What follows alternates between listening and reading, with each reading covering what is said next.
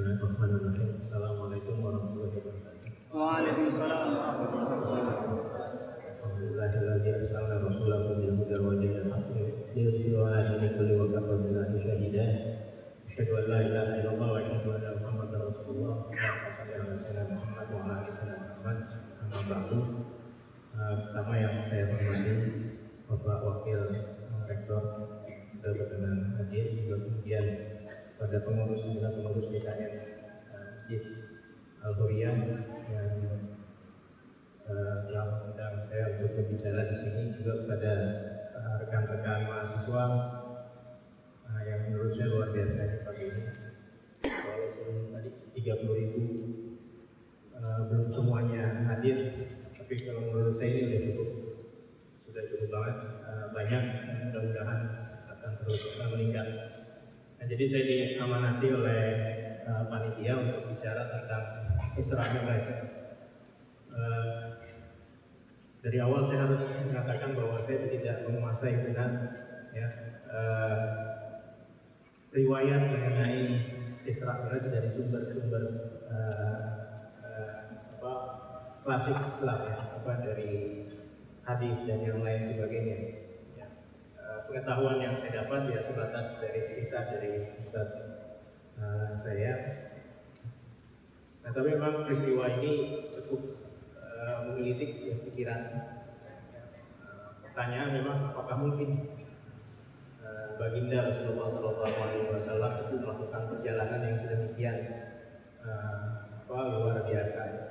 Kalau tidak salah, Isra Mi'raj ini merupakan hiburan dari Allah Subhanahu wa Ta'ala, karena baginda Rasulullah saat itu mengalami duka karena ditinggal oleh Sayyidah Khadijah radhiyallahu anha dan pamannya Abu Thalib.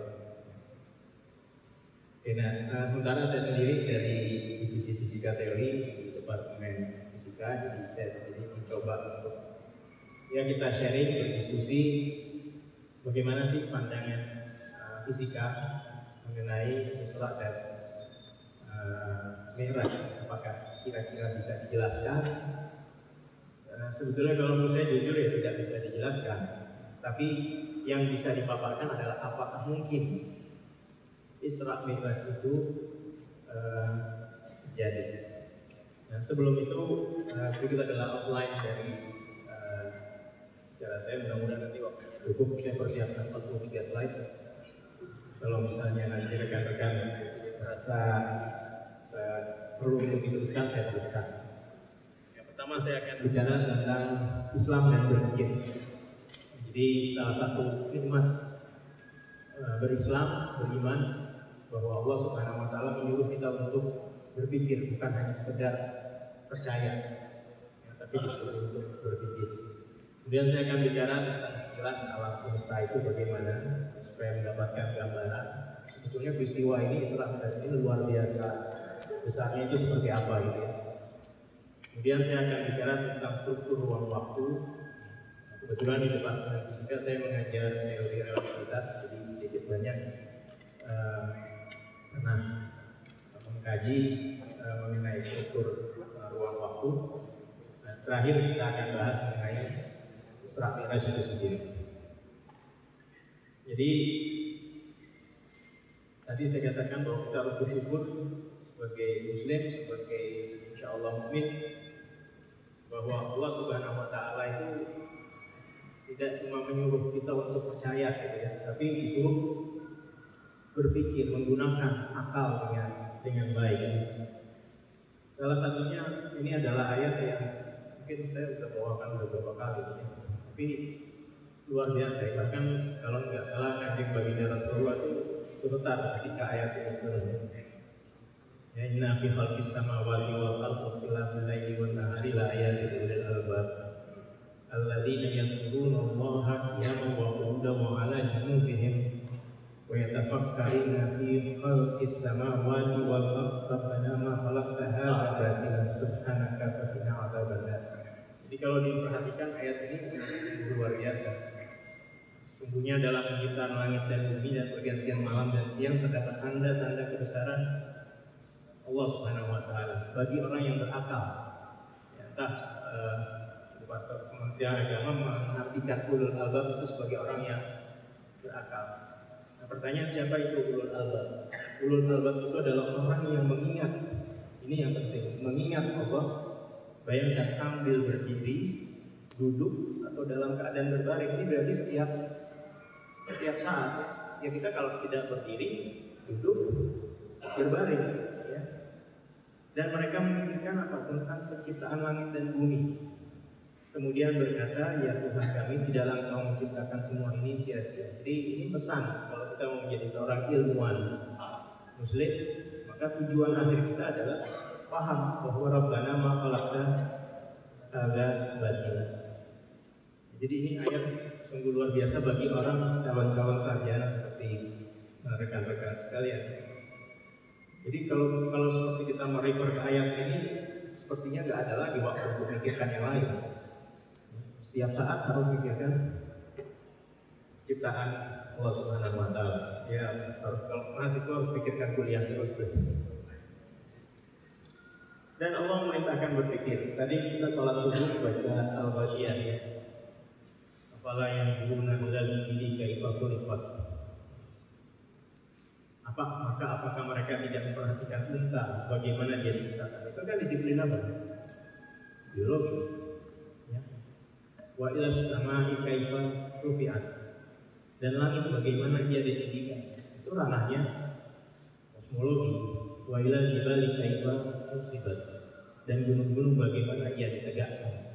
Ada yang tulis musibat itu ditegakkan, itu ditancapkan. Kalau tanya orang biologi itu ditancapkan.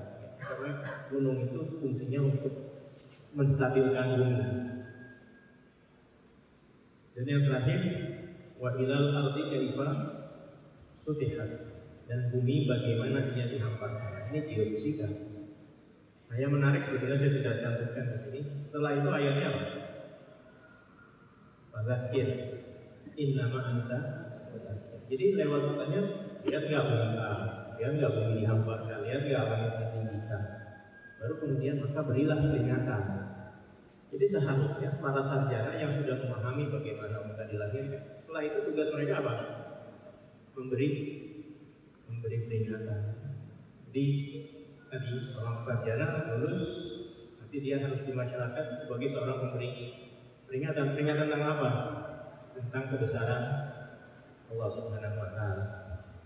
Nah, dalam kaitan dengan Isra Mi'raj ada ayat lain, mungkin ayat 57. La khalqus samawati wal ardh baru min khalqin nasi walakinna aktsara nasi la ya'lamun. Agak menarik bahwa Al-Qur'an ini selalu menggunakan kata-kata dalam tanda petik sindiran. Yang sesungguhnya penciptaan langit dan bumi lebih besar daripada penciptaan manusia, tetapi kebanyakan manusia tidak mengetahui. Kan kita itu namanya disihir, kamu nggak tahu. Ya. Kalau kita disihir, kita bagaimana? Kalau positif thinking, tertantang untuk mempelajari bagaimana langit dan bumi ini diciptakan. Oke, berarti kita akan bicara tentang alam semesta, karena Isra Mi'raj nanti kaitannya tentunya dengan alam semesta. Pagi ini saya tahu, saya baru kemarin ya ayam Maulid ya, artinya bulan purnama. Bulan kelihatannya dekat. Tapi sebenarnya dia jauh, kecuali bagi para penganut flat earth. Ya, bumi kalau diukur bisa ya diukur dengan paralaks. Ya, saudara bisa melakukan itu jaraknya sekitar 384.000 km atau 384 juta meter. Kalau naik angkot ke bulan, ya itu butuh 180 hari. Ya, dengan catatan kecepatan angkot 100 km per jam. Udah kena tilang ya. Itu baru jarak bumi dan bulan. Kemudian bagaimana dengan matahari? Matahari rata-rata sekitar 149 juta kilometer. Lebih jauh lagi. Ya, jadi butuh tahunan kalau mau ke matahari pakai angkot tadi. Ya. Tapi mustahil, kenapa? Karena kalau naik angkot baru 50 km kita udah gak bisa napas. Ya. Karena tebal atmosfer kita cuma 55 yang efektif. Ya. Oke. Nah, kemudian kalau di pelajaran PPKU dulu, bagian ambil fisika umum, planet ada berapa? Ada 8 ya sekarang. Karena Pluto dikeluarkan dari kartu keluarga kata surya. Kenapa? Karena orbitnya tidak sama dengan planet yang lain. Ya, kita ada Merkuri, Venus, Bumi, Mars, Jupiter, Saturnus, Uranus, Neptunus. Nah ini ada satuan AU, Astronomical Unit. Satu AU itu adalah jarak dari Bumi ke Matahari. Nah, bayangkan Neptunus itu 30 kali jarak dari Bumi ke Matahari. Sepertinya kita sudah lebih ini lagi ya, melihat ukuran alam semesta ya, ukuran alam semesta. Kan nggak kebayang Matahari ke Mars. Kalau ke Mars kita pakai wahana yang baru dari siapa? Elon Musk, butuh sekitar 2 tahun lebih ya, pakai Falcon X. 2 tahun lebih, tapi juga harus melewati ini kan, harus melewati asteroid dan yang lain sebagainya. Ya. Itu baru kata surya lebih kecil sebetulnya. Ya. Nah, saking kecilnya, saking besarnya alam semesta, kita untuk mengukur jarak itu harus pakai kecepatan cahaya. Ya, di mana cahaya menempuh jarak 299.792.458 meter per detik. Nah, satu astronomical unit atau jarak dari Bumi ke Matahari itu 8 menit. Artinya kalau nanti matahari ini terbit, maka kita harus meyakini bahwa cahaya yang kita terima adalah cahaya 8 menit yang lalu. Ya, 8 menit yang lalu. Jadi kalau di Neptunus berapa berarti cahaya yang diterima oleh Neptunus? 30 kali 8. Ya, sekitar 240 menit alias 4 jam. Jadi bayangkan cahaya yang dilihat orang yang tinggal di Neptunus kalau ada, itu dia melihat cahaya matahari 4 jam yang sebelumnya. Ya. Nah, kita tinggal, ini sayang kita ini udah tinggal di kota besar, jadi nggak terlalu bisa melihat langit. Ya. Di langit itu kalau dilihat itu ada sabuk gitu ya, ada sabuk kusuk putih.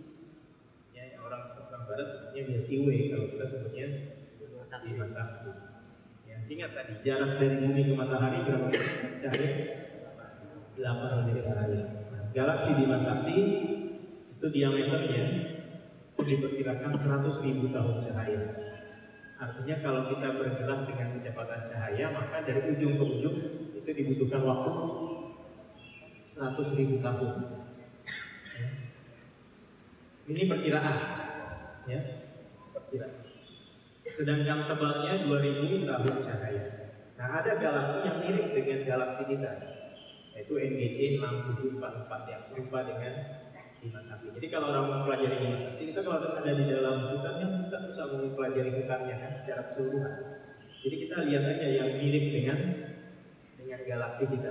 Nah, galaksi yang paling dekat itu adalah NGC 6744. Nah, bumi letaknya ada di mana? Dalam Bima Sakti ini, bumi letaknya bukan di tempat yang spesial, bukan di tengah galaksi, tapi di pinggir. Kalau di tengah galaksi nggak akan hidup kita, ya nggak akan hidup. Kenapa? Karena di tengah galaksi ada objek langit yang nanti saya akan jelaskan yang disebut lubang hitam atau black hole. Ya. Nah, kalau kita ada dekat sana, habis kita. Nah, kemudian kosmologi modern ya membuat prediksi tentunya dengan cara-cara yang bisa dipertanggungjawabkan. Ya, ternyata alam semesta ini yang bisa dilihat, ya, yang bisa dilihat itu diameternya 440 sextillion. Ya, jadi ya, mulai dari meter, billion, quintillion, sextillion. Jadi nolnya pasti banyak sekali. Nolnya itu ada 10 pangkat 28. Jadi 1 dengan pengikut 0 berapa? 28. Itu yang bisa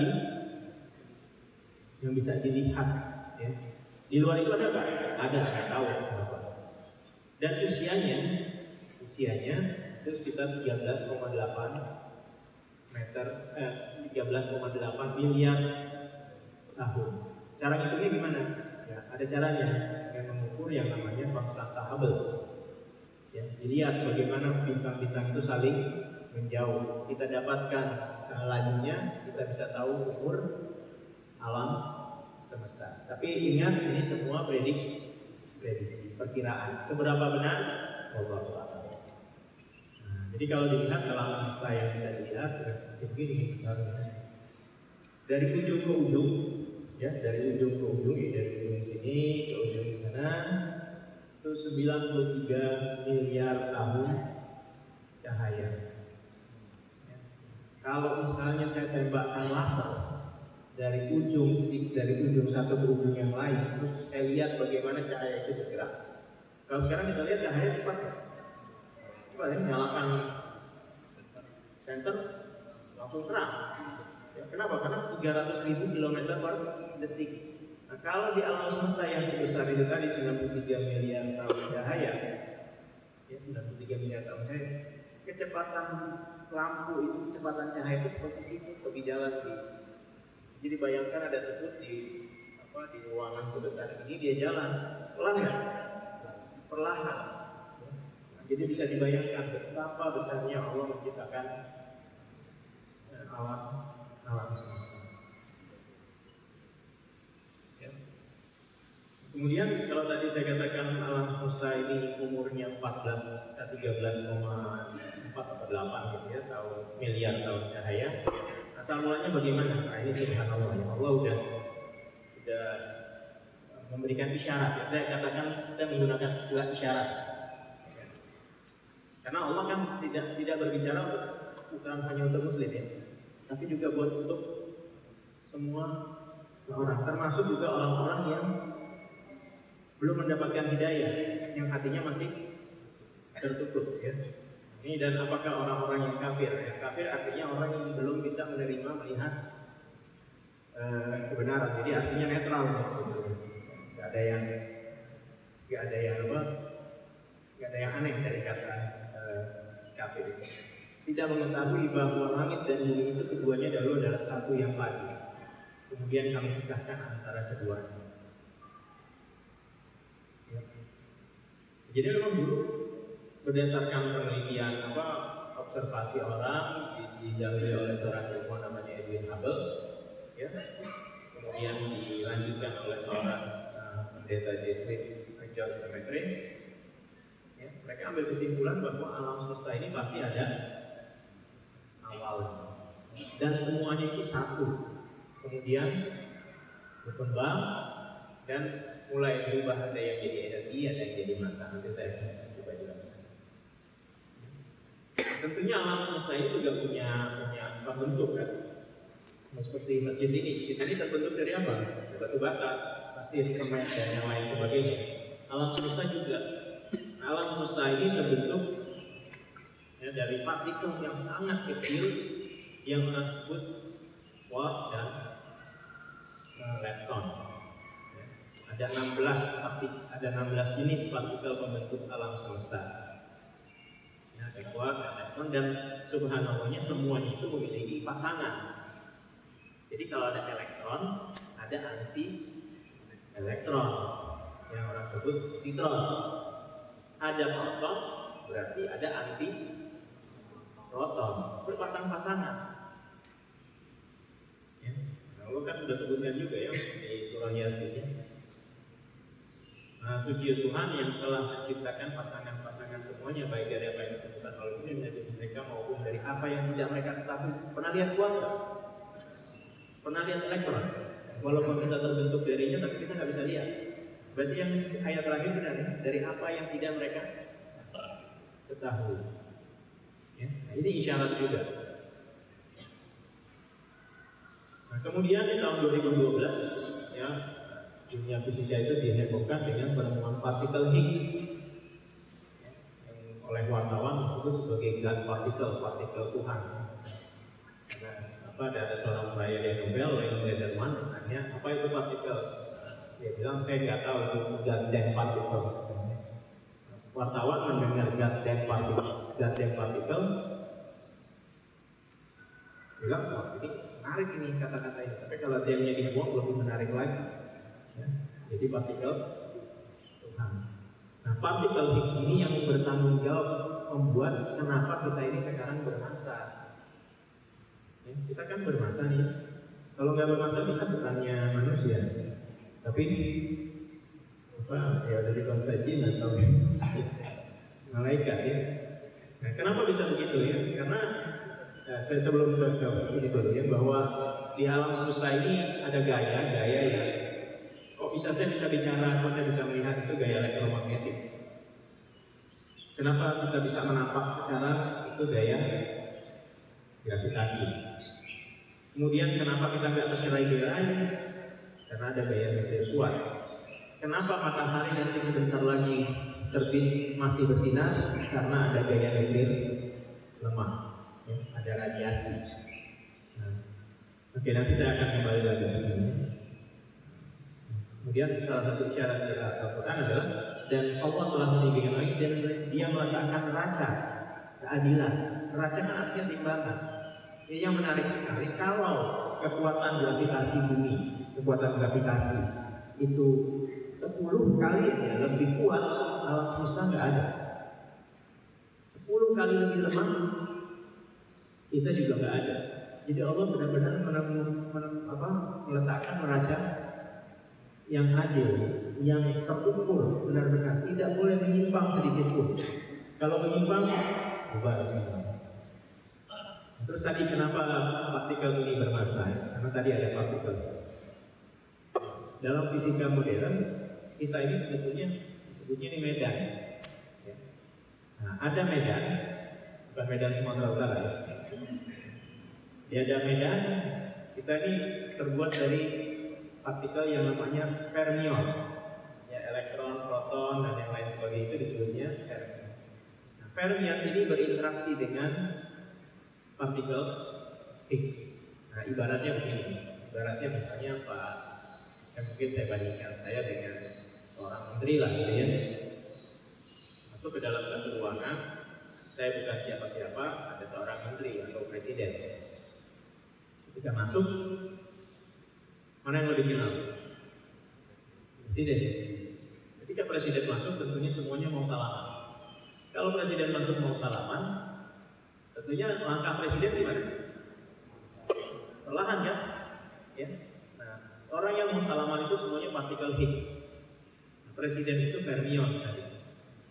Jadi fermion dengan partikel Higgs berinteraksi, sehingga fermion melambat. Efek dari melambat itu kita melihat seolah-olah dia memiliki massa. Nah, sementara saya yang nggak terkenal, ya masuk dicuekin kan? Saya nggak salaman dengan siapa-siapa, jalan aja terus. Saya tidak bermassa, gitu ya. Itu perspektif dalam teori fisika yang terkini. Ya. Jadi berarti ada partikel yang bermassa, ada partikel yang tidak bermassa. Nah, kemudian dalam kaitan dengan Islamia juga nanti kita akan bicara tentang percepatan ekspansi alam semesta. Ternyata tahun 98 itu diamati bahwa alam semesta ini berkembang, tapi bukan hanya sekedar berkembang, tapi berkembangnya itu dipercepat. Ya, kalau di TPB dulu kan X sama dengan V0 kali T tambah setengah AT kuadrat kan. Nah, perkembangan itu ada A-nya nih. Tadinya diduga ya ada A, ada percepatan, tapi ternyata ada percepatan. Pertanyaan, siapa yang menyebabkan ini bercepat? Nah, kemudian menimbulkan spekulasi baru bahwa di alam semesta ini diisi oleh energi gelap atau dark energi yang jumlahnya 70% dari total energi dan massa di alam semesta. Nah, ini masih perdebatan juga.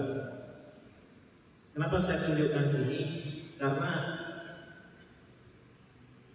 saudara akan melihat bahwa banyak hal yang memang tidak bisa dinalar dengan baik ya. Dengan intuisi kita susah untuk dinalar, walaupun mungkin bisa dinalar secara matematik.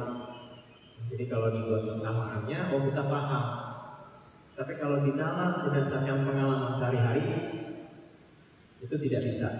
Ya, contoh, kita ini bermasa, kemudian kita sebetulnya tarik-tarik. Saya dengan saudara semua sudah tarik-tarik ini sebetulnya. Lewat gaya gravitasi, tapi karena gravitasi sangat kecil, jadi tidak terasa.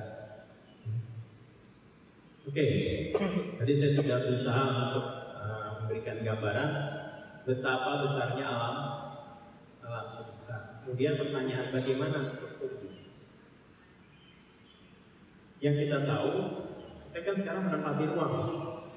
Kita menempati ruang. Apa? Sudah bisa duduk di sini karena ada ruang. Kemudian diam-diam sudah mulai terang. Ya. Ada penunjuknya. Apa itu? Waktu. Ya. Berarti kita punya dua kuantitas ini yang akrab dengan kita sehari-hari, yaitu ruang dan siapa yang pertama kali mencoba untuk membahas tentang ruang dan waktu? Sebetulnya ilmuwan Muslim ada, ya. Tapi kalau kita mengacu pada perumusan yang lebih ketat, ya mau nggak mau kita harus refer pada Newton, ya, Isaac Newton.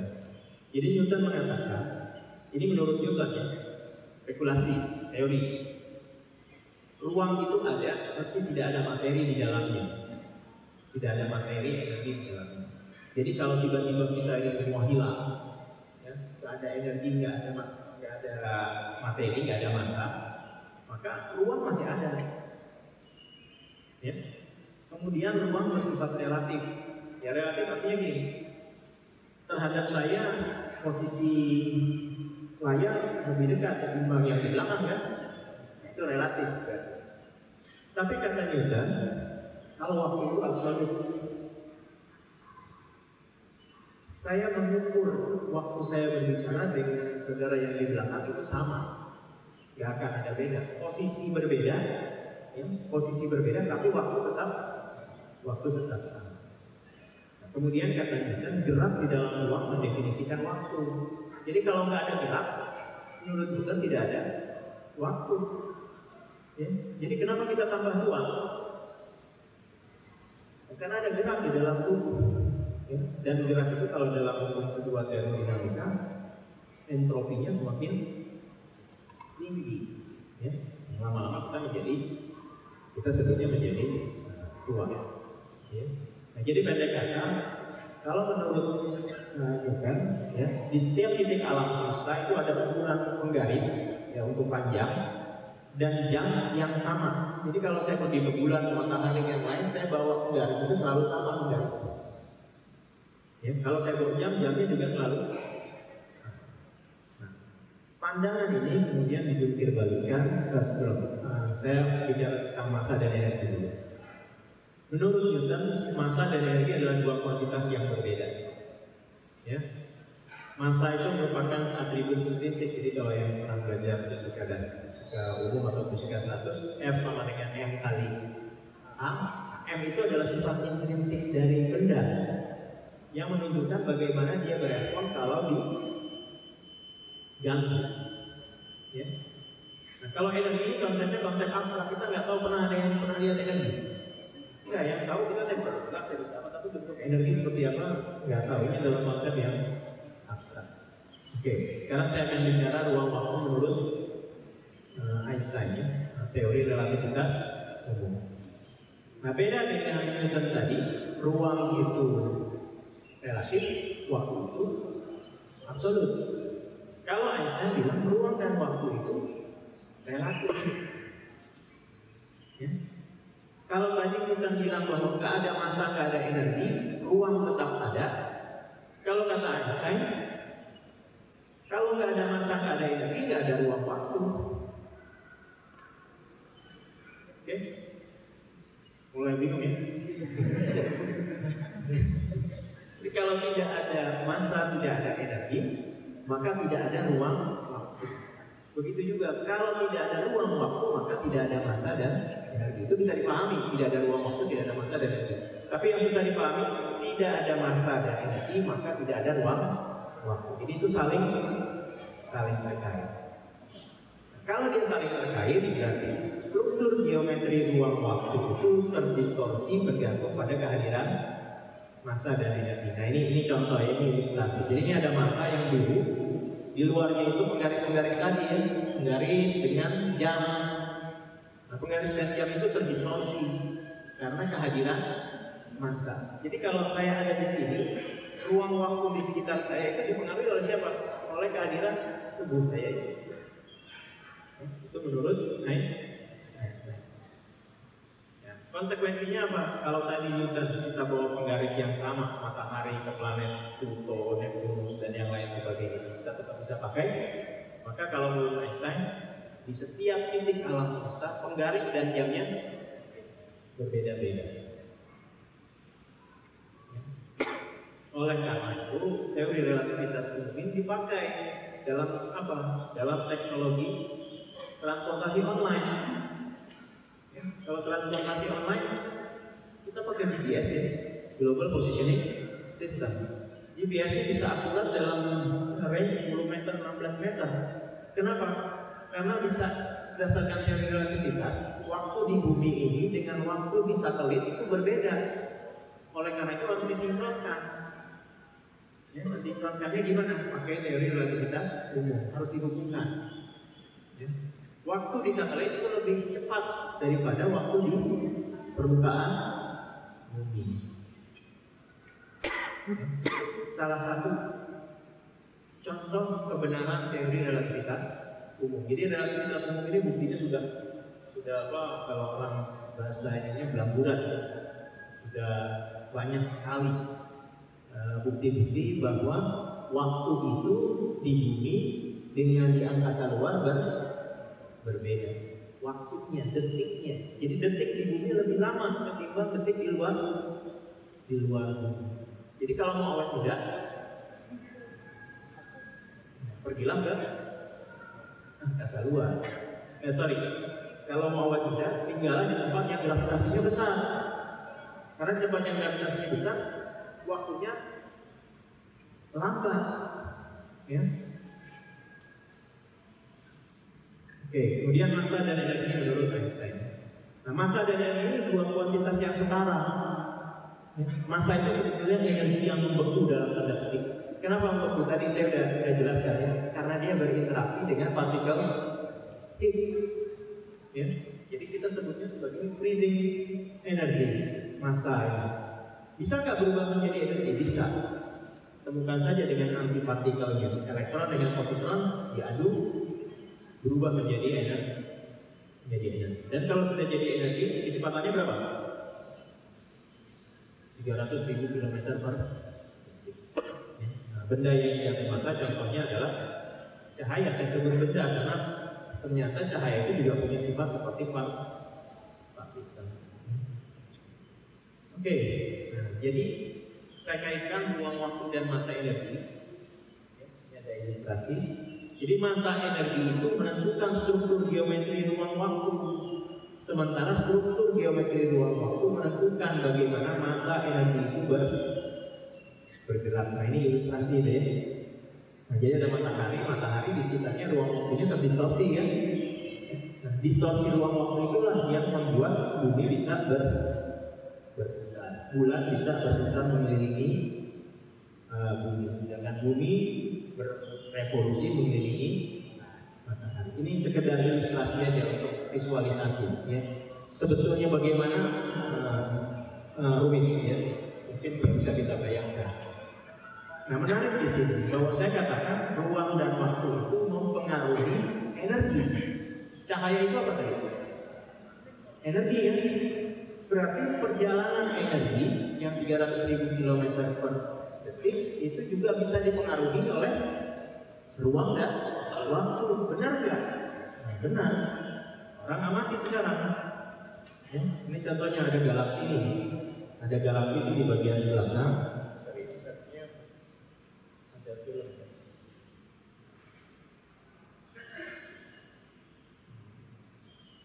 Ya, itu ada galaksi di belakang ini. Di depannya ada galaksi juga. Nah, cahaya jalannya gimana? Melengkung. Kenapa melengkung? Karena dia mengikuti struktur geometri ruang waktu. Dampaknya apa? Dampaknya kita akan melihat ada bintang yang sebetulnya satu, tapi kelihatannya image-nya ada dua. Nah ini fenomena ini disebutnya fenomena lensa gravitasi. Nah kalau tadi ditanya berapa panjang ukuran alam semesta, itu bisa Allah berikan petunjuknya dengan Allah mengizinkan cahaya itu berbelok. Karena kalau yang jauh sekali kan nggak bisa dilihat kan. Tapi kalau ini dibesarkan dengan lensa terlihat. Karena ada lensa gravitasi kita bisa melihat objek-objek yang sangat jauh. Sehingga kita bisa ukur berapa jaraknya, kita bisa ukur berapa usianya. Ya. Oke. Nah, kemudian juga ada ayat ini di Al-Quran ya, subhanallah ya. Bahasanya singkat. Maka apabila bintang-bintang dihapuskan, bintang kok dihapus? Orang dulu pasti pikirnya berarti ini apa layar ya, apa lukisan? Ya berarti ini langit ini lukisan, kemudian apa? Pakai penghapus dicoret gitu ya. Tapi kalau sekarang orang tahu bahwa bintang itu ada umurnya, ya. Dia bisa apa? Mati atau wafat. Ya bintang itu bisa mengakhiri hidupnya dengan ledakan besar supernova. Ya. Kalau dia meledak dengan supernova, maka akan ada sisa materinya yang karena tarikan gravitasi akan runtuh dan membentuk tadi yang saya sebut di awal yang namanya black hole. Nah, black hole ini merupakan singularitas massa dalam ruang waktu, ya, yang konsekuensinya gravitasinya sangat besar sekali. Kalau tadi kan cahaya bisa dibelokkan. Kalau ini masuk ke black hole, cahaya nggak akan bisa keluar lagi. Jadi kalau saudara ada di black hole, kemudian nyalakan senter, maka dia akan balik lagi. Dia nggak akan bisa keluar. Tadi ingat ya bahwa cahaya bisa dibelokkan oleh massa dan energi. Oke. Nah, yang menarik ya dari teori relativitas tadi yang sudah dibuktikan banyak benarnya, itu memungkinkan adanya jalan-jalan pintas di alam semesta ini. Ya. Jadi semacam jembatan. Kalau istilahnya dalam teori relativitas itu disebutnya Einstein-Rosen Bridge, ya. Atau jembatan Einstein-Rosen. Nah, belakangan orang menyebutnya sebagai wormhole, lubang cacing. Nah, jadi bisa dibayangkan ya, kita tinggal di bumi, ya, kita mau pergi ke Cluster Vega, ya. Kalau mau naik jalan biasa lewat sini, lewat yang itu yang 25 light years itu ya. Oke. Oh di sana ya, jalan ini. Oh iya, lupa. Oke ya, itu ya. Nah, sama seperti begini kalau kita naik angkot, ya, dari London ke Berlin, ya, dari terminal London sampai ke halte Berlin.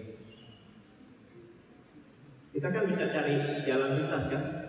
Ya. Nah ternyata di alam semesta ada juga seperti itu, ya. Tapi ini at least dalam perumusan teori relativitas, ya. Jadi wormhole ini adalah jalan pintas yang menghubungkan satu titik di ruang waktu di alam semesta dengan satu titik di ruang waktu yang lain. Ingat ya, saya selalu menyebutkan ruang waktu karena ruang dan waktu nggak bisa dipisahkan. Ya, tidak boleh dipisahkan dalam teori relativitas. Ruang sendiri, waktu sendiri nggak bisa karena ruang mempengaruhi waktu, waktu mempengaruhi ruang. Oke. Nah tadi kita sudah bicara tentang black hole. Ya. Nah, jadi teorinya perjalanan antar galaksi, ya secara teori atau spekulatif, ini saya sebutkan spekulatif, dapat dilakukan dengan memanfaatkan wormhole tadi yang menghubungkan black hole dengan white hole. Ada lagi, ada black hole, ada white hole. Kalau black hole itu menyerap semua cahaya, ya maka white hole kebalikannya, mengeluarkan radiasi cahaya. Ya. Nah, jadi semua yang lewat masuk ke dalam black hole dispekulasikan, ini spekulasi ya, teori tapi bukan spekulasi yang main-main, ada hitungan matematiknya. Ya, masuk ke dalam black hole, keluarnya di wormhole, apa di white hole. Lewatnya lewat apa? Lewat black hole. Nah, tapi kalau wormhole ini tercipta, umurnya pendek. Ya, umurnya pendek. Jadi begitu pas kita masuk ke dalam wormhole sudah tergencet gitu ya. Karena umurnya sangat pendek. Nah, dia bisa bertahan lama. Pertama, kalau di alam semesta ini ada material eksotik. Material eksotik, material dengan massa yang negatif. Kalau massa negatif berarti alih-alih tarik menarik, ini tolak. Ya, itu satu. Atau kedua, wormhole bisa stabil kalau alam semesta ini ternyata dimensi ruangnya bukan 3, tapi lebih dari 3. Nanti akan saya jelaskan. Oke ya, berarti sekarang secara teori saya bisa pindah dari tata surya kita ke galaksi lain, ke bintang lain. Kalau kita bisa menemukan jalan pintas tadi, yaitu dalam bentuk wormhole. Oke, sebelum lanjut, saya kembali ke tabel yang tadi saya utarakan di bawah, sebelumnya tentang gaya nuklir kuat, elektromagnetik, nuklir lemah, dan gravitasi. Nah, yang menarik ini kalau melihat yang kolom ketiga tentang kekuatan. Nuklir lemah, gravitasi kalau saya ukur 1, ya, saya berikan angka 1 untuk kekuatannya, maka nuklir kuat itu 10⁻38 kali lebih kuat. Ya. Dengan elektromagnetik 10⁻36 kali dan nuklir lemah 10⁻20 kali. Nah, pertanyaan, kenapa gravitasi itu terpencil sendiri ya? Dia kenapa menjadi yang sangat lemah? Itu pertanyaan. Sementara yang tadi kan yang nuklir lemah, elektromagnetik, nuklir kuat itu 10⁻4 sekian ordenya. Kenapa gravitasi itu teramat sangat lemah? Ya, spekulasi orang itu. Kenapa bisa ada anomali itu gravitasi?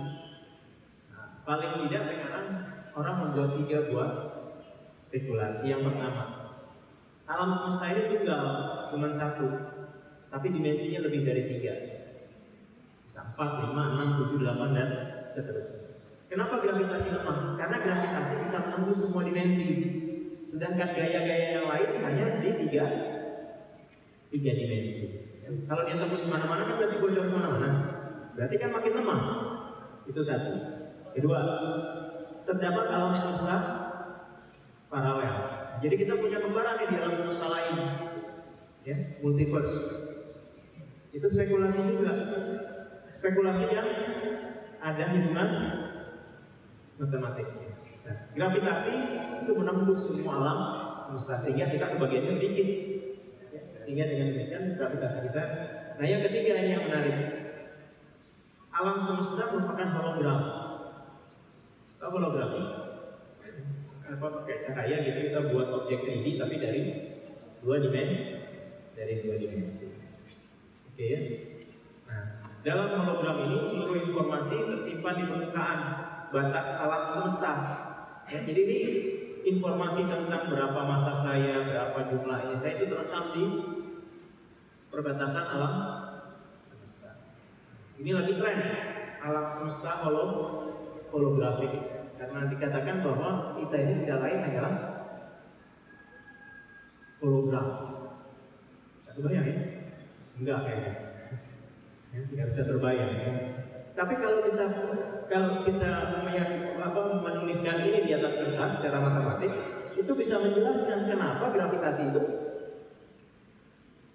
lemah. Ya, nah bayangkan bahwa ada satu tempat di mana informasi tentang kita, tentang aktivitas kita dan yang lain sebagainya itu ada di batas alam semesta. Tapi batas itu batas ruang bukan batas ruang saja, tapi batas ruang waktu. Ya. Kalau saya jadinya ini apa? Lauhul Mahfuz ya. Bahwa di Lauhul Mahfuz itu semua sudah tertulis. Ya, ini ya, ada informasi tersimpan di bawah di alam semesta. Informasi apa aja mulai dari zaman dulu sampai yang akan apakah di Lauhul Mahfuz? Ya, tapi orang berpikir ke arah sana lewat persamaan. Sekarang kita sampai ke yang terakhir, Isra. Jadi saya tadi sudah bicara tentang luasnya alam semesta, kemudian tentang bagaimana struktur ruang waktu, bahwa ternyata jam di tiap titik alam semesta itu berbeda-beda. Jam di bumi beda dengan di bulan, beda dengan di matahari dan lain sebagainya. Selain ruang itu adalah relatif. Kemudian dari relativitas Einstein memungkinkan adanya jalan-jalan pintas di alam semesta. Oke, sekarang ini saya dapat dari Republikanya. Jadi Isra Mi'raj ini kan Rasulullah Shallallahu Alaihi Wasallam itu pergi dari Masjidil Haram ke Masjidil Aqsa. Ya, kemudian di Masjidil Aqsa menjadi imam para anbiya.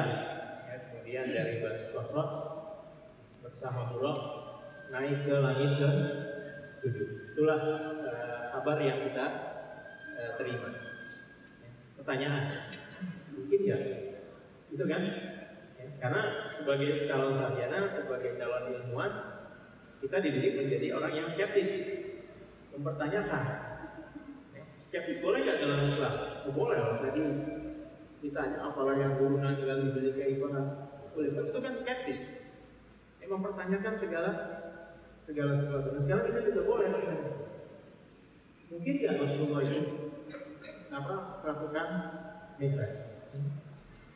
Nah, kalau Isra, sepertinya kalau orang 1400 tahun yang lalu, wajarlah kalau dia kemudian merasa tidak percaya bagaimana mungkin perjalanan 1500 km ditempuh dalam waktu 4 jam. Tapi kalau sekarang, kok bisa? Nanti di Dubai itu katanya mau buat Hyperloop, ya, yang 2-3 kali kecepatan suara. Makin dekat aja Palestina sama Mekah. Ya, jadi kalau sekarang, ya, udah nggak aneh lagi nih. Jadi Isra ini udah nggak bisa dipertanyakan lagi, nggak usah dipertanyakan lagi. Ya, bahwa Isra itu pasti bisa terjadi. Karena sekarang kita udah melihat bahwa mungkin, ya, dari Mekah Masjidil Haram ke Masjidil Aqsa ditempuh dalam waktu yang relatif singkat. Ya, tadi saya bilangnya ini mau dibangun Hyperloop, kereta itu yang sangat cepat, atau dengan pesawat supersonik cepat juga bolak-balik. Ya, jadi yang dulu terlihat mustahil ini tidak ada. Sekarang bagaimana dengan Mi'raj? Nah, berita tentang Mi'raj, ya, itu tidak ada yang sepanjang yang saya pahami, mungkin nanti kalau dipahami sendiri bisa mengkoreksi. Tidak ada yang spesifik yang di dalam Al-Quran. Ya. Salah satunya, artinya dia tersebar. Salah satunya ada di An-Najm ayat 13 sampai 18. Dan dia Rasulullah SAW telah melihat malaikat Jibril dalam rupanya yang asli pada waktu yang lain, yaitu di Sidratul Muntaha, yang di dekatnya ada surga tempat tinggal. Ya, dia melihat Jibril ketika Sidratul Muntaha diikuti oleh sesuatu yang berlebihan. Penglihatannya tidak menyimpang dari yang dekatnya itu dan tidak pula melampauinya. Sungguh dia telah melihat sebagian tanda-tanda kebesaran Tuhan yang paling besar. Ya, jadi di akhir ayat Rabbihil Kubro itu yang paling besar. Ya, yang paling besar itu apa? Jadi ini saya buat teori tanda petik tentang Mi'raj. Ya, pertama, Mi'raj adalah peristiwa penting yang tampaknya berkaitan dengan sifat alam semesta, terutama struktur ruang waktu yang belum sepenuhnya kita pahami. Nah, secara harfiah, yang namanya Sidratul Muntaha itu merupakan tempat yang menjadi batas. Jadi kalau melihat dari Sidratul Hadis dan yang lain sebagainya, Sidratul Muntaha itu adalah ketika malaikat Jibril sudah mengatakan pada Rasulullah SAW bahwa dia nggak bisa lagi melewati Sidratul Muntaha. Ya. Jadi apa yang tidak bisa dilewati? Kalau saya punya teori, patut diduga yang tidak bisa dilewati adalah hukuman dimensi ruang waktu. Karena kita ini kan terkungkung dimensi ruang waktu tadi. Karena kita bermassa, berenergi, maka kita ada di dalam ruang waktu. Itu satu ya. Ingat tadi ya, spekulasi bahwa alam semesta ini bersifat holografik kalau itu benar. Ya. Oke. Kemudian apabila Sidratul Muntaha merupakan sebuah tempat dalam ruang waktu, maka kanjeng baginda Nabi Muhammad SAW dapat memiliki wujud bermassa atau juga tidak bermassa. Ingat tadi, massa dan energi setara. Massa bisa menjadi energi, energi bisa menjadi massa. Dan itu enggak aneh. Kalau Rasulullah mau berjalan dengan kecepatan cahaya, maka Allah akan menjadikan baginda Nabi tidak bermassa, tidak berinteraksi dengan partikel Higgs, ya, jalanlah dengan cepat. Tapi ingat lagi tadi, kalau ini Sidratul Muntaha itu sangat jauh, maka kecepatan cahayanya kan tadi seperti siput kan, berarti harus butuh jalan apa? Jalan pintas. Ya. Nah, jalan pintas di alam semesta ada, Allah ciptakan apa? Dibuka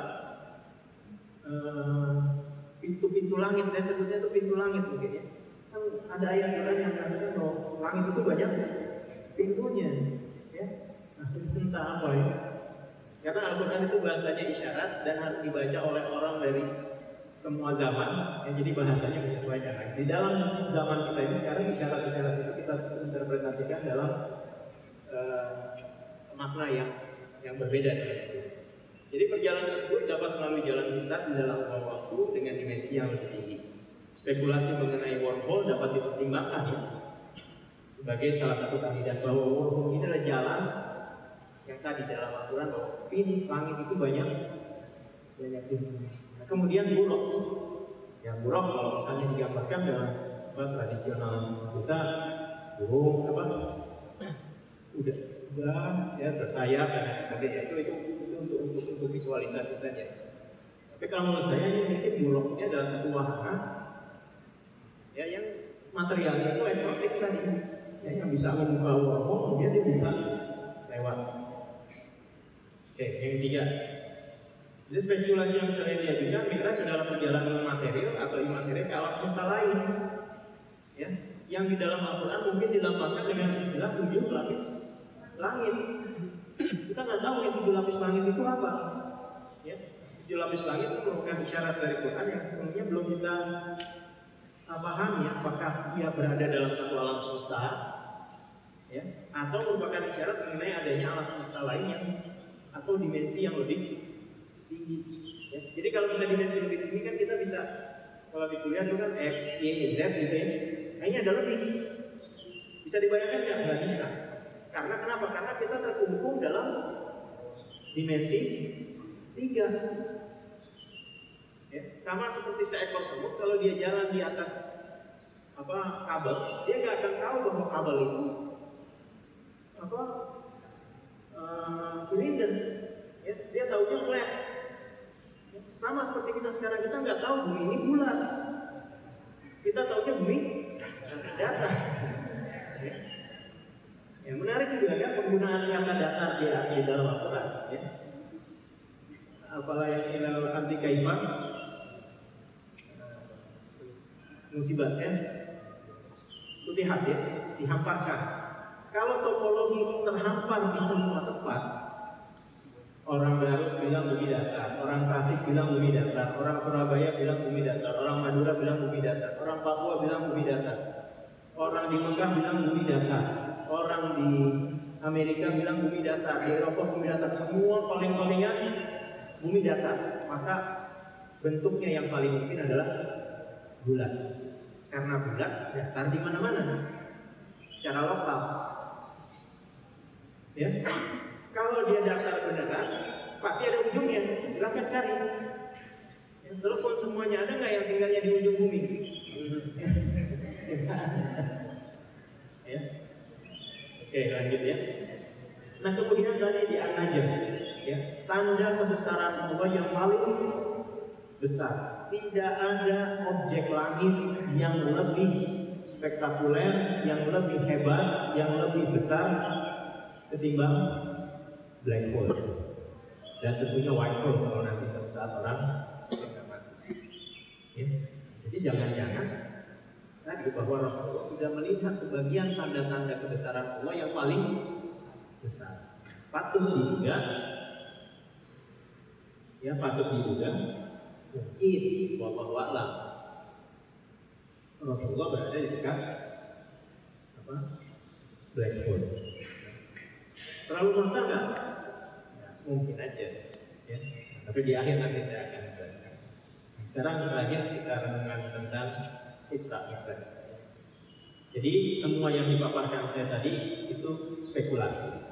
Hanya untuk menunjukkan bahwa seperti halnya 1400 tahun yang lalu orang mengatakan Isra itu tidak mungkin, tapi sekarang kita bilang mungkin, ya, maka mungkin nanti suatu saat orang akan paham bahwa Rasulullah memang bisa melakukan Mi'raj. Ya, tanda-tanda itu sudah terlihat, ya, bahwa di alam semesta ini mungkin. Jadi sekarang di Eropa itu ada Large Hadron Collider yang sedang meneliti benar nggak ada dimensi lebih ketimbang dari 3 dimensi yang ada. Oke, yang paling penting kalau menurut saya perjalanan tersebut adalah domain keimanan. Ya, nah, jadi kalau menurut saya penting kita untuk mengadani sikap dari Sayyidina Abu Bakar Siddiq radhiyallahu anhu yang ketika diberitahu bahwa Rasulullah ini melakukan Isra dan Mi'raj, saat ditanya percaya tidak, apa jawaban beliau? Jangankan yang itu, lebih dari itu pun aku percaya. Ya. Jadi memang peristiwa Mi'raj memang di luar batas imajinasi kita, tapi yang penting oleh-oleh dari Mi'raj tadi, bahwa kita diajari sholat seperti sholat subuh tadi. Ya, jadi sebetulnya itu kan Mi'raj individu, ya. Sholat itu adalah Mi'raj kita untuk bertemu pada Khalik kita. Dan kita diajarkan apa aja di sholat. Pertama diajarkan tertib, diajarkan disiplin. Nah, saya katakan kalau sama mahasiswa saya, kalau mau wudu boleh nggak? Oh, saya habis dari mana? Habis dari sawah. Habis tangan, kaki dulu. Karena kaki lebih kotor, boleh nggak? Nggak boleh. Tangan, umur, hidung, muka, baru. Karena rukunnya apa? Rukunnya paling akhir apa? Tertib. Begitu juga sholat. Oh, saya lagi kangen sama Allah. Habis akhiratul itu langsung sujud. Nggak boleh gitu. Ya, harus tertib. Ya. Kemudian gerakan-gerakannya kan gerakan yang menyehatkan. Nah, kemudian kenapa harus sholat berjamaah? Ya, ada hadis yang mengatakan bahwa silaturahmi itu membuka rezeki dan panjang umur. Ya. Membuka rezeki gimana? Ya, berjamaah, kumpul, ketemu. Oh, ada bisnis ini, ada bisnis itu, terbuka rezeki. Ada informasi baru dan yang lain sebagainya. Terus panjang umurnya di mana? Nah, kalau ini sih tafsiran pribadi saya, ya. Panjang umurnya itu memang kita dikasih umur 60 tahun, tapi karena kita bersilaturahmi, kita berkorelasi dengan orang lain, berinteraksi dengan orang lain, maka hidup kita seolah-olah 120 tahun. Efektif hidup kita jadi, ya, mungkin ya panjang. Kan tadi waktu kan berbeda-beda. Kalau orang yang nggak bersilaturahmi, ya udah hidupnya ya bengong aja, nggak bisa ngapa-ngapain gitu. Tapi kalau dia berinteraksi, bersilaturahmi, maka karya yang dia kerjakan, ya, walaupun umurnya 60 tahun, tapi seolah-olah 120 tahun. Bayangkan baginda Rasulullah SAW hidup hanya 23 tahun dalam menyebarkan risalah Islam. Tapi wong live, ya, sampai sekarang kan masih hidup, ya, dalam benak kita semuanya. Ya. Kenapa? Karena tadi silaturahmi yang dibangun oleh Rasulullah dan lain sebagainya. Ya, jadi saya akhiri dengan saya mengutip ayat yang pertama di surah Al-Baqarah, "Dzalikal kitabu la raiba fihi hudal lil muttaqin." Jadi apa yang dikabarkan dalam Al-Qur'an itu adalah sesuatu yang tidak ada keraguan di dalamnya. Buat siapa? Buat mereka orang-orang yang bertakwa. Mungkin sampai situ. Mohon maaf kalau ada kesalahan. Wabillahi taufiq wal hidayah. Wassalamualaikum warahmatullahi wabarakatuh. Takbir. Jazakallahu khairan. Allahu akbar. Allahu akbar. Allahu akbar. Dan kita bersyukur dengan hadir di sini bersilaturahmi. Ustaz ilmunya bukan satu tapi ada berapa nih? Dikalikan. Nah yang penting itu beliau ya menyampaikan kebaikan dan silaturahmi ini, dan kita niat untuk menyampaikan kepada yang tidak hadir. Bersedia semua? Jadi dengan disampaikan ada ayat tanzil Al-Quran dan ini saling berhubungan, nggak bisa dipisahkan. Dzalikal kitabu la raiba fihi. Al-Quran itu tidak ada keraguan padanya. Hudal muttaqin, petunjuk bagi orang bertakwa. Siapa bertakwa?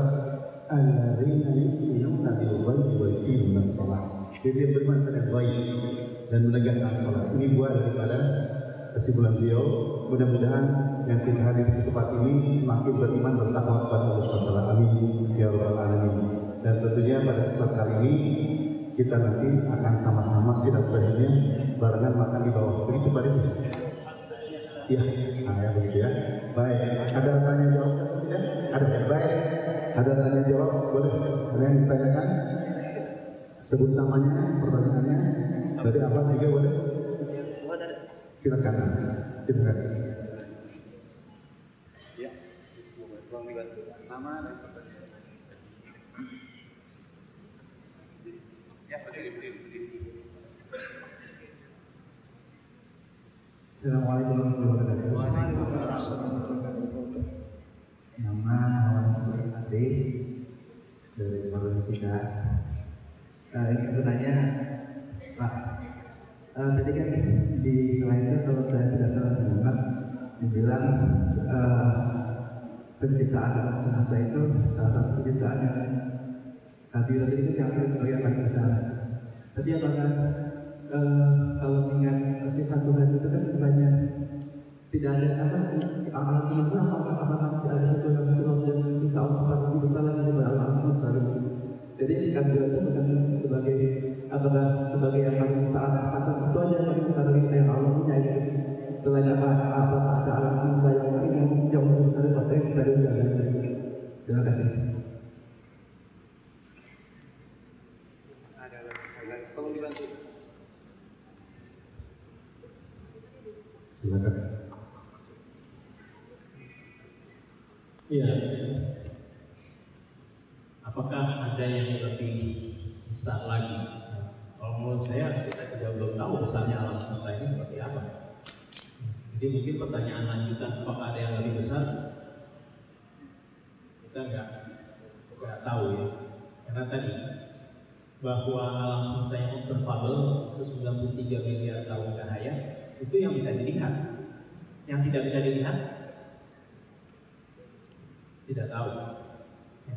Dalam beberapa miliar tahun mendatang itu ada bintang-bintang yang hilang dari pandangan kita. Kenapa? Karena tadi alam semesta dipercepat. Jadi ada apa lagi di sana? Tidak tahu. Nah, kemudian ada lagi yang lebih besar dari ini. Sebetulnya mohon maaf, ini pertanyaan yang secara struktur logikanya sedikit salah gitu ya, sedikit karena bagaimana kita memikirkan sesuatu yang lebih besar, atau kalau yang lebih besar itu aja kita nggak bisa pikirkan ya, gitu ya tadi. Nah, kemudian ada orang yang bertanya lagi, kalau begitu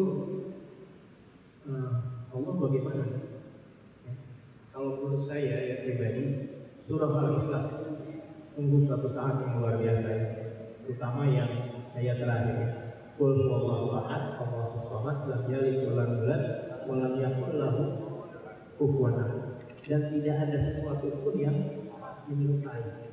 Ya, menyerupai itu artinya sesuatu yang bisa kita imajinasikan, yang kita bayangkan. Jadi apapun yang kita bayangkan itu bukan, tidak sama dengan Allah. Ya.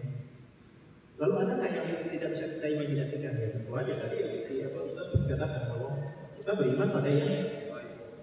Yang gaib itu adalah sesuatu yang kita tidak bisa imajinasikan.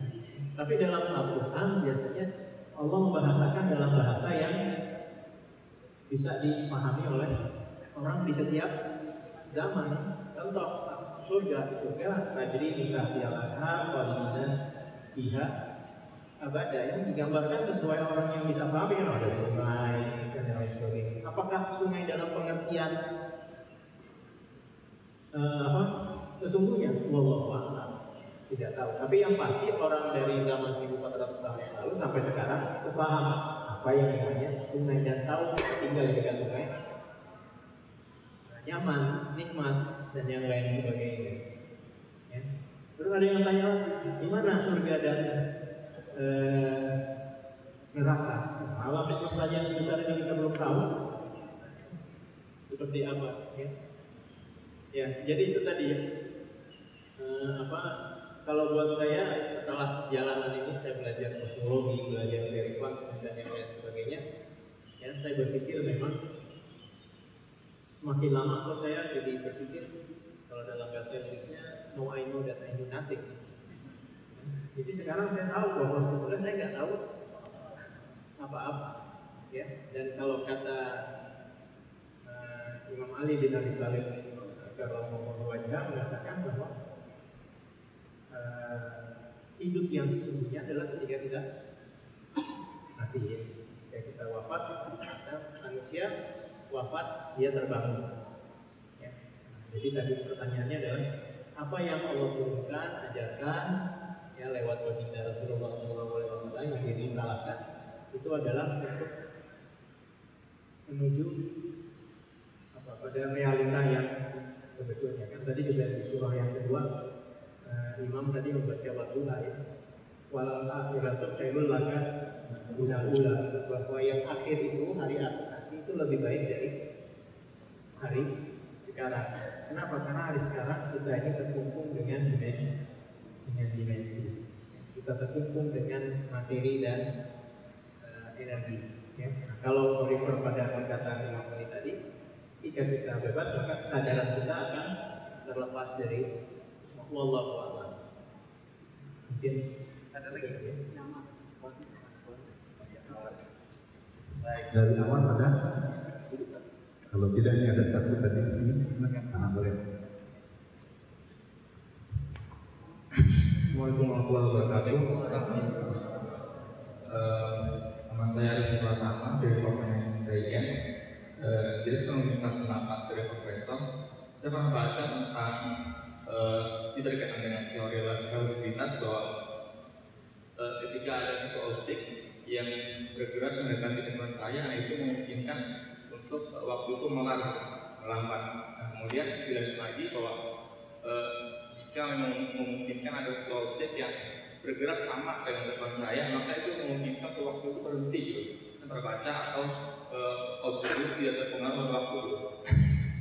Kemudian ini kaitannya dengan tadi Lauhul Mahfuz ya, di mana semua atau takdir semua orang itu dibutuhkan untuk apa yang tadi masa dia apapun itu yang akan terjadi itu sudah tentukan. Nah, kemudian sebenarnya dalam pandangan saya sempat berpikir bahwa itu suatu hal yang tidak adil gitu. Kenapa kita belum melakukan apapun tapi sudah tentukan apa yang akan terjadi pada diri kita gitu. Dan saya lagi berpikir, saya kaitkan tentang tadi kehidupan saya dan takdir. Saya pikir karena Allah yang menciptakan cahaya gitu. Maka saya pikir yang memungkinkan untuk Allah tidak terpengaruh dengan waktu. Artinya ya Allah tahu apa yang terjadi pada diri kita, dan artinya itu pula ketika ada ayat yang menyebutkan bahwa Allah sudah menetapkan takdir orang sejak di Lauhul Mahfuz. Dan saya pikir ya ini masuk akal gitu. Allah sebenarnya nggak menentukan apa yang belum kita lakukan, tapi Allah menentukan apa yang memang akan terjadi atau yang memang akan kita lakukan gitu. Nah itu jadi saya meminta pendapat Profesor, bagaimana pandangan Profesor mengenai hal ini gitu, apakah yang mungkin logikanya masuk kalau tidak gitu berkaitan dengan hal tadi. Terima kasih.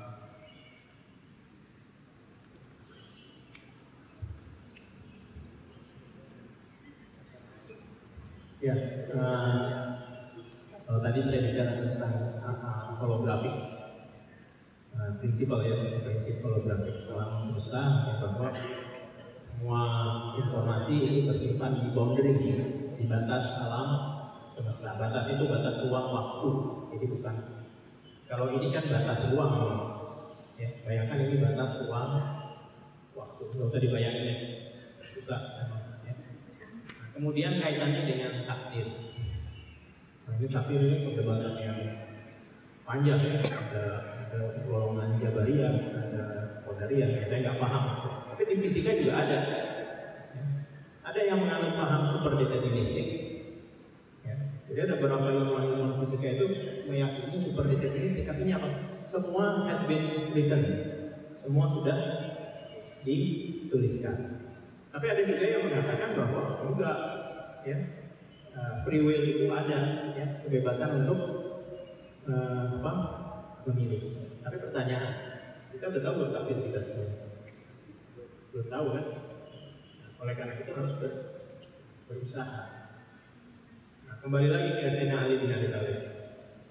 Katanya beliau sempat ada satu dinding yang runtuh dan dia melompat. Sahabat tanya, kok engkau lari dari takdir? Kok aku berpindah dari satu takdir ke takdir yang lain? Kemudian kita juga meyakini bahwa yang namanya doa itu merubah takdir. Ya, bisa berubah, bisa dirubah lewat doa. Ya. Nah, takdir juga sama seperti itu. Ya, kalau mau gimana? Yas'alunaka anil qur'ani min amri wa ma kuntum min illah qalila. Begitu juga dengan takdir. Kita nggak akan bisa tahu takdir ya kecuali kita berusaha. Kita berusaha. Ya, oleh karena itu saya sangat meyakini ya, kenapa Allah yahdi man yasha. Ya, kenapa hidayah itu hak prerogatif Allah ya. Jadi jaga itu hidayah kita itu sesuatu yang paling berharga karena kita nggak tahu takdir kita kemana. Yang tahu kita adalah kita berusaha menggapai takdir kita. Ya. Kan ada istilah hidup adalah menjalani resiko pilihan. Ya. Ya. Jadi intinya begini, apakah alam semesta ini sudah ada blueprintnya? Jadi semua kita tinggal menjalani saja. Itu saya nggak tahu jawabnya apa. Ya. Apakah kita ini punya kebebasan dalam memilih? Saya juga nggak tahu jawabannya. Ya. Yang saya tahu bahwa kita punya target, punya takdir, dan kita sekarang berusaha menapaki takdir kita lewat apa? Lewat ikhtiar, lewat usaha. Ya. Dalam teori relativitas itu ada satu juga yang mind blowing, bahwa masa lalu, sekarang, dan masa depan itu terjadi serentak. Ya. Tadi konsekuensi dari jam itu beda-beda di semua tempat. Ya. Saya bisa nggak menuju masa depan? Bisa. Saya pergi aja ke dekat black hole. Di sana waktunya lambat. Sejam di sana balik ke bumi udah 100 tahun. Berarti kan saya bisa pergi ke masa depan. Saya tanya, bisa nggak saya pergi ke masa lalu? Saya bisa. Karena dicegah oleh hukum kedua termodinamika. Entropi alam semesta selalu bertambah. Artinya waktu cuma satu arah. Nah, oleh karena itu ada hadisnya yang mengatakan bahwa banyak orang nanti di akhirat itu menyesal, ya, bahwa ternyata dia nggak bisa lagi balik ke bumi. Kenapa? Ya karena dilarang oleh hukum kedua termodinamika. Nggak akan kita bisa balik membalikan waktu. Oleh karena itu kita disebutkan waktu itu seperti pedang. Kita lenyap sedikit, kita akan terjebak sebenarnya. Ya. Nah, jadi kalau menurut saya, ketimbang kita memikirkan sesuatu yang memang susah untuk kita pikirkan dan Allah hanya memberikan ilmu sedikit tentang itu, ya, menurut saya lebih baik kita mengejar takdir yang menurut kita itulah yang terbaik. Takdir apa yang terbaik? Kalau menurut takdir apa yang terbaik? Kalau menurut saya husnul khotimah. Ya, itulah takdir yang terbaik. Kita nggak tahu bagaimana takdir kita yang dituliskan di Lauhul Mahfuz. Ya, tapi kita punya kebebasan untuk mengejar takdir tersebut. Ya, yang saya ingatkan kepada mahasiswa, kita nggak pernah bisa memilih kita dilahirkan sebagai siapa. Betul kan? Saya nggak bisa milih. Kalau saya nggak pengen lahir jadi orang Eropa, nggak bisa. Tapi saya bisa meninggal sebagai siapa? Sebagai pemenang atau sebagai pecundang, ya. Sebagai winner atau loser. And who is the real winner? Ya, itu tadi orang yang husnul khotimah. Dan lagi harus diingat kan, saya dulu ada pertanyaan untuk ketika mahasiswa, kenapa sih yang dilihat itu nilai akhir, bukan nilai rata-rata? Ya. Jadi kalau rata-rata atau kerjaannya bagus gitu, tapi di akhirnya jelek, ya husnul khotimah kan? Kenapa yang dipakai ukurannya husnul khotimah? Ya karena itu kan semua masalah kebiasaan. Hidup kan masalah kebiasaan. Kalau setiap hari biasa menyebut la ilaha illallah dan lain sebagainya, ya ketika akhir yang diingat yang mana? Ya la ilaha illallah. Jadi tadi kenapa harus husnul khotimah? Karena tergantung dari kebiasaan hidup. Nah, saya sama seperti saudara juga ketika saya mahasiswa, banyak pertanyaan-pertanyaan yang menggelitik ya. Tapi setelah tadi belajar dari kuantum, belajar kosmologi dan sebagainya, wah, now I know that I know nothing. Ya. Nah, jadi sekarang posisi saya apa? Karena saya sudah relatif berumur, ya, tugas saya adalah mengejar takdir yang menurut saya yang terbaik.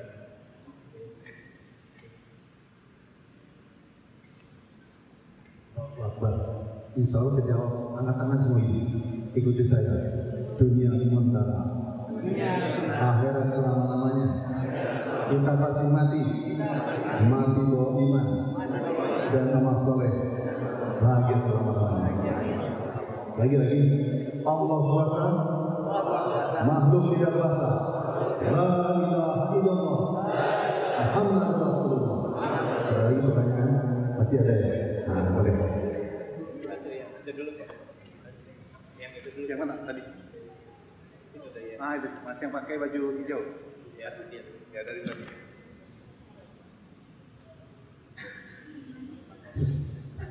Assalamualaikum warahmatullahi wabarakatuh.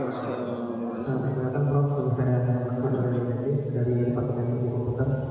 Saya bertanya Prof, kita sering mendengar suatu narasi dari kalangan ateis yang mengatakan seperti ini. Jadi saya tanya nanti bagaimana cara kita menjawab narasi itu, nanti akan saya jelaskan secara ilmiah atau secara fisika. Jadi orang-orang ateis itu sering bilang suatu paradoks yang mungkin kalau kita dengar ya. Bisakah Tuhan menciptakan sesuatu yang dia sendiri tidak bisa mengangkatnya? Atau bisakah Tuhan menciptakan suatu materi yang begitu besarnya sehingga Tuhan sendiri tidak bisa mengangkatnya? Dan itu kan benar-benar paradoks gitu. Kalau kita jawab ya, dan Tuhan menciptakan itu dan dia tidak bisa mengangkat, berarti kan dia nggak maha kuasa gitu, nggak bisa mengangkat materi. Tapi kalau kita bilang nggak bisa, berarti Tuhan nggak maha kuasa, karena dia nggak bisa menciptakan gitu. Nah itu bagaimana cara kita menjawabnya gitu. Terus selanjutnya ya di posisi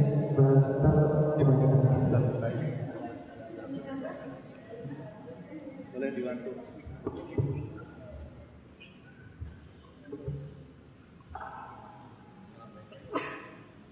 Ya sebetulnya sih kalau saya pribadi jawabannya sama seperti yang tadi ya. Tapi jujur saya mungkin butuh orang-orang filsafat lah jawab pertanyaan-pertanyaan seperti itu ya. Tapi kalau buat saya gini, pengalaman pribadi, pendapat pribadi ya. Dia sudah mengenal belum Tuhan itu siapa? Ya. Terus kenapa dia bisa mendefinisikan pertanyaan itu tadi? Ya, apakah Tuhan itu sedemikian kuasanya sehingga dia bisa menciptakan batu yang besar dan dia tidak bisa mengangkatnya? Ya? Kalau menurut saya itu ada kontradiksi dalam pertanyaan itu sendiri. Ya. Untuk apa pertanyaan itu diajukan? Ya, sementara dia tidak mengetahui hakikat dari Tuhan itu sendiri. Ya. Jadi kalau saya seperti itu saya akan mungkin saya nggak akan jawab ya begitu berdebat dengan orang yang ya mudah-mudahan Allah yahdi man yasha, mudah-mudahan Allah memberikan hidayah. Tapi kalau saya rasa saudara nggak perlu mendebat, cukup hanya aja kamu pernah lihat ya bagian di bawah hidung? Pernah lihat langsung? Bisa nggak? Lihat ini, ada yang seumur hidup pernah melihat ini tidak? Nggak bisa ya? Ya artinya apa? Fisik kita aja terbatas, apalagi kemampuan berpikir. Jadi tadi saya sangat terkesan dengan Ikhlas ayat terakhir, walam yakul lahu kufuwan. Jadi kalau kita berpikir Tuhan itu bisa menciptakan batu yang sedemikian besar sehingga dia tidak bisa mengangkat, maka itu bukan Tuhan yang kita yakini. Ya, jadi bukan itu, karena definisi kita tentang Tuhan itu tidak menyerupai. Dan buat mahasiswa mungkin saya pikir hindarilah pertanyaan-pertanyaan yang tidak yang kalau saya kontraproduktif ya kontraproduktif ini untuk apa saya pernah berdebat dengan seorang mahasiswa ABS di Belanda sana. Waktu itu dia tanya, kamu percaya ada Tuhan? Percaya? Terbelakang sekali. Terus saya pakai logikanya Pascal aja. Logika Pascal bilang gini. Oke, ini logika Pascal itu logika peluang. Percaya ada Tuhan, tidak percaya ada Tuhan. Berapa persen kemungkinan Tuhan ada, Tuhan tidak ada? 50%, 50%. Iya kan? Berapa persen tidak ada hidup sesudah mati? 50%, 50%. Ya. Nah, tapi sekarang pertanyaannya, kalau saya percaya adanya Tuhan, kemudian saya menjalani semua perintah, begitu pas saya mati ternyata nggak ada kehidupan setelah mati, nggak ada Tuhan, saya nggak rugi apa kan? Ya, ini logika Pascal ya, karena saya mau jawab orang ateis. Ya. Terus kalau misalnya saya menjalankan semua perintah Tuhan, saya mati, ternyata ada kehidupan dan Tuhan itu ada, saya untung kan? Ya, aman. Tapi kalau Anda ya nggak menjalankan perintah Tuhan, mati, pokoknya ada hidup dan ada Tuhan. Tadi entropi, nggak bisa balik, rugi, nggak bisa dibalik. Kalau misalnya Anda nggak percaya Tuhan, mati, nggak ada kehidupan, tidak ada Tuhan, ya sudah. Ya, tapi kan pertanyaannya kalau memang ada, ini logika Pascal, peluang-peluangan. Ya. Seorang eksistensialis materialis, Jean-Paul Sartre, ya, ketika di akhir usianya, dia bilang begini, saya ini selama hidup saya nggak percaya sama Tuhan, nggak percaya sama lembaga pernikahan, ya, nggak percaya dengan moralitas dan yang lain sebagainya. Ya, dia Machiavellis. Ya, orang boleh aja mau berbuat seenaknya. Ya, nggak akan ada hukum yang mengatur. Ya, dia eksistensialis materialis. Tapi apa dia bilang? Di akhir-akhir hidup saya ini, saya kok merasakan sepertinya ada getaran-getaran bahwa life will be continued.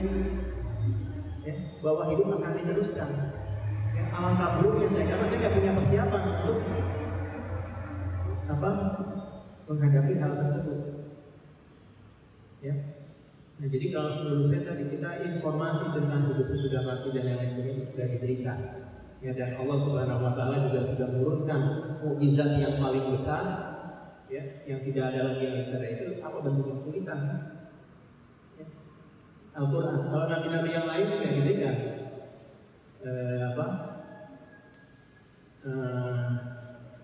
mukjizat yang sedemikian besar tadi.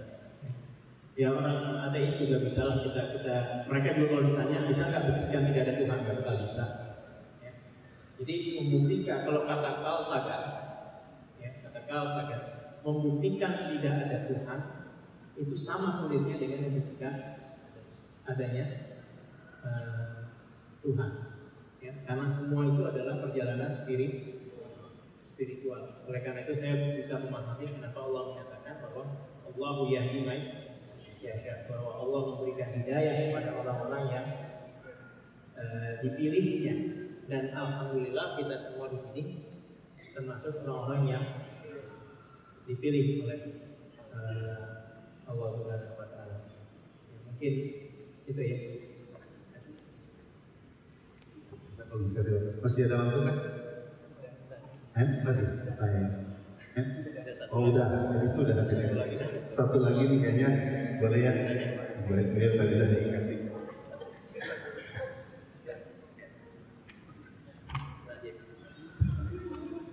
Assalamualaikum warahmatullahi wabarakatuh. Terima kasih atas sebenarnya. Nama saya Raffi dari program studi pengendalian lama terbaru. Terima kasih Prof atas penjelasannya. Dari penjelasan ini saya baru tahu kalau ternyata ada yang namanya white hole ya. Karena selama ini yang saya ketahui itu ya ini juga cari-cari tahu juga kan. Yang saya ketahui hanya black hole dan itu ya tervisualisasi dalam film Interstellar ya. Nah, itu cukup membuka sangat membuka pikiran. Nah kemudian dari penjelasan tadi saya menala aja gitu kan mohon penjelasannya kalau misalnya ada itu tentang kaitannya antara tahap-tahap penciptaan alam semesta dengan lapisan 7 lapis langit ya. Jadi kan kalau misalnya penciptaan alam semesta itu diciptakan bertahap-tahap ya. Kemudian itu menjadi suatu hal yang rasional ketika langit itu ada 7 lapis yang kemungkinan itu ada 7 lapis ruang dan waktu juga gitu ya. Dan itu bisa terhubung secara cepat dengan adanya black hole dan white hole tadi seperti itu. Nah, sehingga di sini saya mohon kalau misalnya ada gitu ya, apakah nalar saya tadi itu masuk atau enggak gitu ya dengan segala keterbatasan pengetahuan dan ya ilmu saya gitu, apakah itu masuk gitu? Karena dari nalar yang sedikit itu saya pikir itu sangat mungkin kan. Jadi ternyata mungkin bumi itu berada di lapisan yang lapisan langit yang paling muda mungkin ya bisa dibilang gitu ya. Karena selama ini yang saya ketahui juga 7 lapis langit itu yang dimaksud adalah ini ya lapisan atmosfer bumi gitu. Apakah itu salah atau bagaimana sebenarnya? Terima kasih atas kesempatannya. Assalamualaikum warahmatullahi wabarakatuh.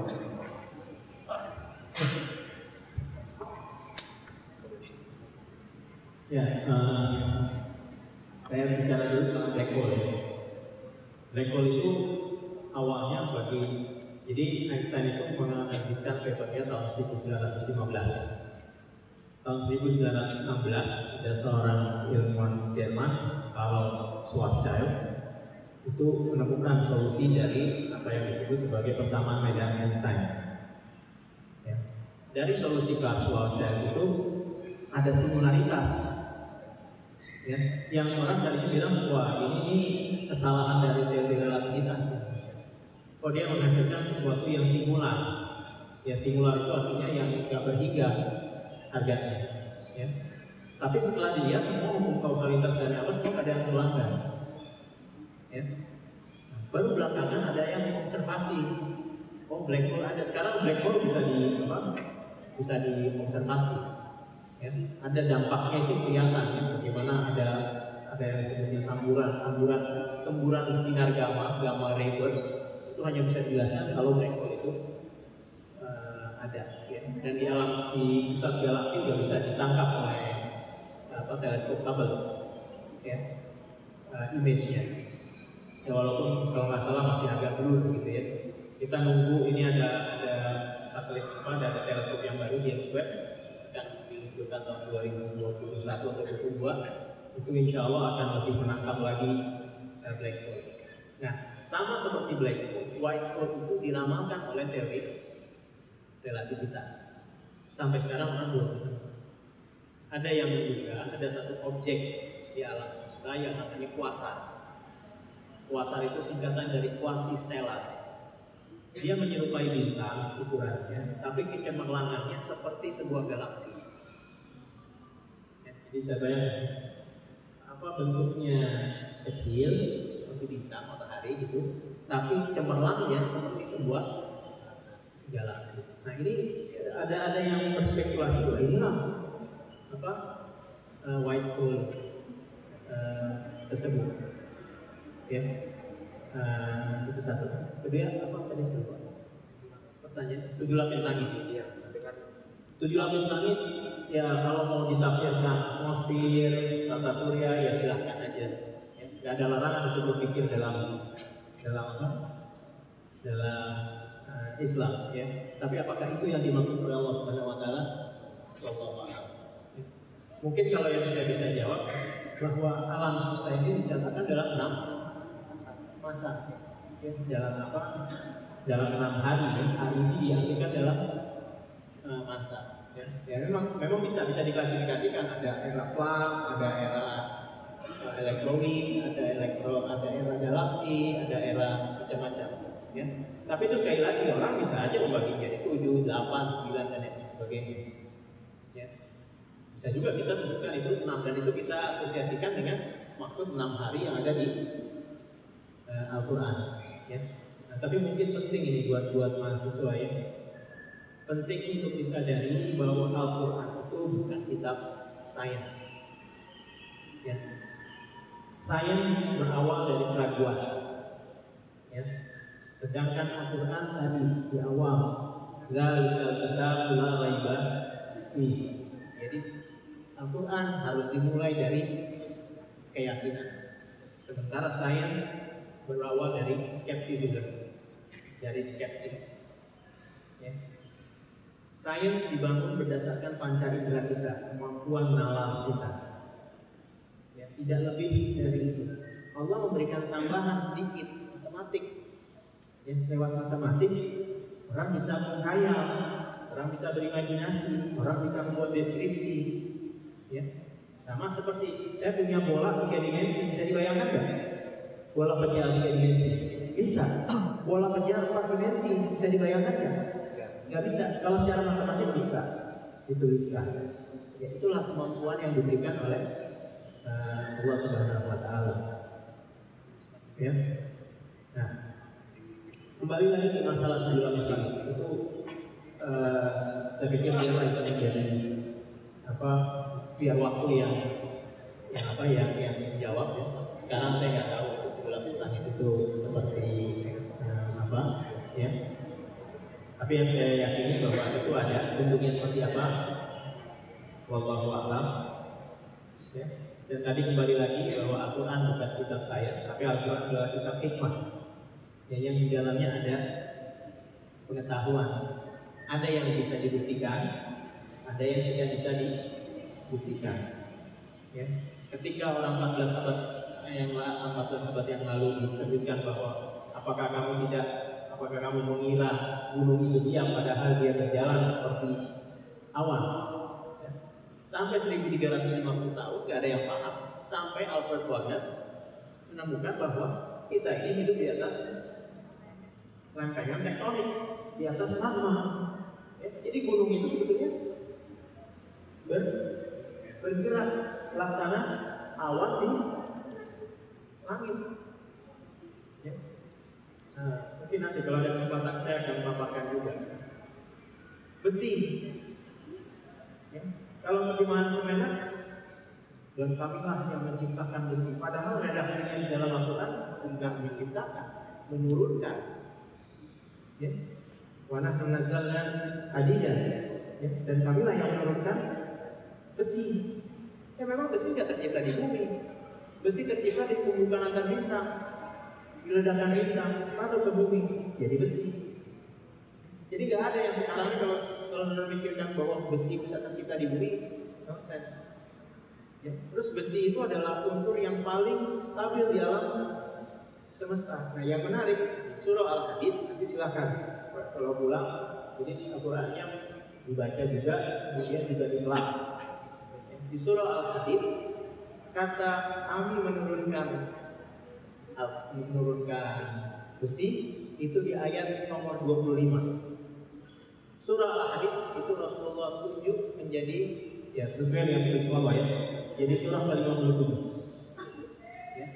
Dari ayat pertama sampai ayat 25 yang menyebutkan bahwa kamilah yang menurunkan besi, nama Allah itu disebutkan sebanyak 26 kali.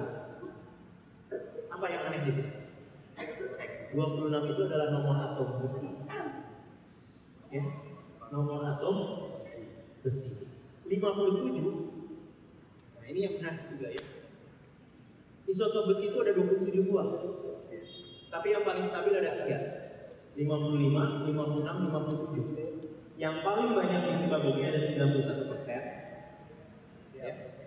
Itu isotop 56. 57 hanya 2%. Oke. Tapi yang 2% ini ya yang isotop 57 itu adalah yang pertama kali informasi yang pertama kali didapatkan bahwa besi itu tercipta di supernova dan yang lain sebagainya itu dari isotop 57. Saya kira kalau ini suka berindik karena ada hidden message ya, ada isyarat yang isyarat yang tersembunyi. Bagaimana menurut itu kebetulan atau bukan? Ya oke, terserah orang lah ya.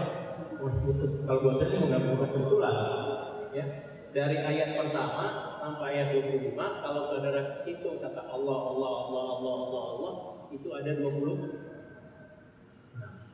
Dan 26 adalah nomor atau besi. 57 adalah nomor isotop besi.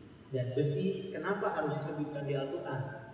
Karena besi mungkin ya, karena besi adalah elemen yang paling stabil di alam semesta. Jadi kalau dilihat dalam grafik, ya dalam grafik, energi tingkat per nukleonnya itu paling tinggi dimiliki oleh